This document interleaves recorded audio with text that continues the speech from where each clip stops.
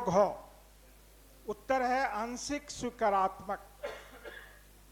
कृषि फीडर के सोलराइजेशन हेतु पीएम कुसुम योजना से 456 मेगावाट का टारगेट है और अभी तक सिर्फ 26 मेगावाट हुआ है। सरकार का उत्तर है कि बाकी के 430 मेगावाट मार्च 27 तक हो जाएंगे, जो बिल्कुल भी सही नहीं है। सवाल का जवाब देना और बाद में 5-5 साल तक उसको ले जाना, यह ठीक स्थिति नहीं। दूसरा इसमें सवाल है, मैंने सवाल किया है कि सोलर जो यूनिट्स हैं उनके बिजली के दर कम आपने तय किए हैं, इसीलिए प्राइवेट एंटरप्रेन्योर्स नहीं आ रहे हैं। सर, जवाब है कि यह विद्युत विनियामक आयोग तय करता है।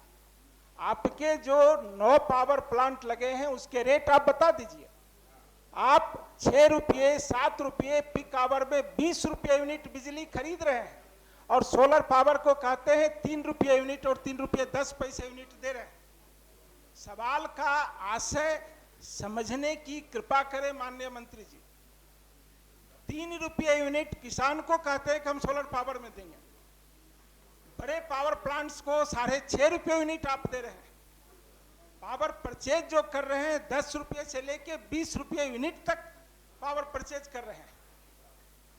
इस बात की समीक्षा कराने की कृपा करें। सवाल आया है, जवाब उसका इस परिप्रेक्ष्य में मिलना चाहिए।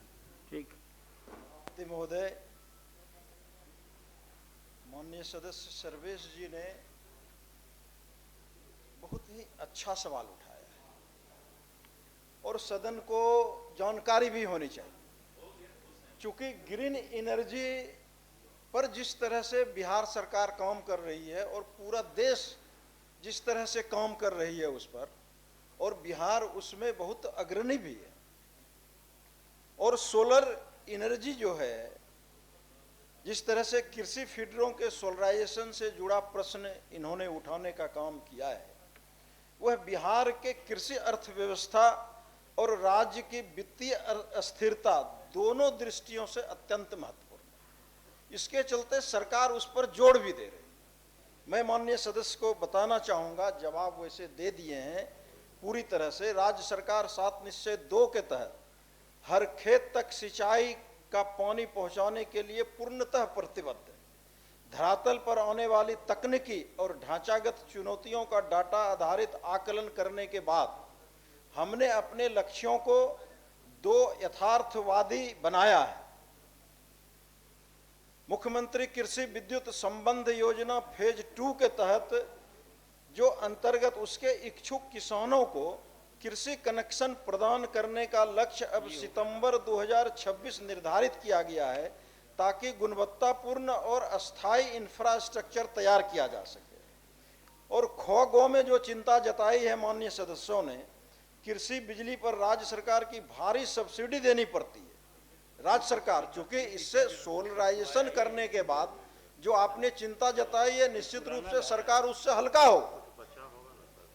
और इसे कम करने के लिए हम लोग ग्रीन एनर्जी को बढ़ावा देने के लिए पीएम कुसुम योजना के तहत 456 मेगावाट के 175 सोलर पावर प्लांट लगाने का लक्ष्य है। जहां तक सोलर ऊर्जा की प्रति यूनिट दर कम होने से निवेशकों के, आपके जवाब, निवेशकों के हतोत्साहित होने का प्रश्न है, मैं स्पष्ट करना चाहूँगा। मूल्य निर्धारण, चूँकि ये बीईआरसी जो हमारा वो एक कमीशन है, रेगुलेटरी कमीशन जैसी स्वतंत्र संस्था द्वारा किया जाता है। यह दर इस प्रकार तय की जाती है जिससे राज्य के खजाने पर अनावश्यक बोझ न पड़े और उत्पादकों को एक उचित फेयर रिटर्न भी उससे मिल सके। निर्धारित दरों पर छोटे छोटे जो सोलर प्लांट स्थापित हो रहे हैं, जो हमारी नीति की सफलता का प्रमाण है।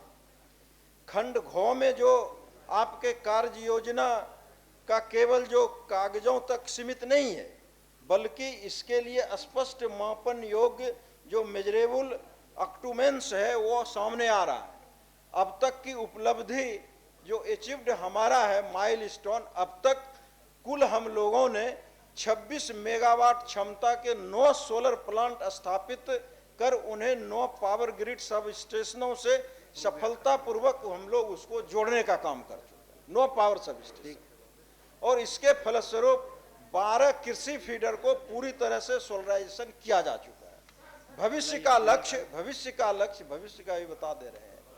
भविष्य का लक्ष्य जो है हम लोगों का, वो 190 कृषि फीडरों को ग्रीन एनर्जी से जोड़ने के लिए मार्च 2027 का टाइम लाइन बॉन्ड है और ये लक्ष्य निर्धारित किया गया।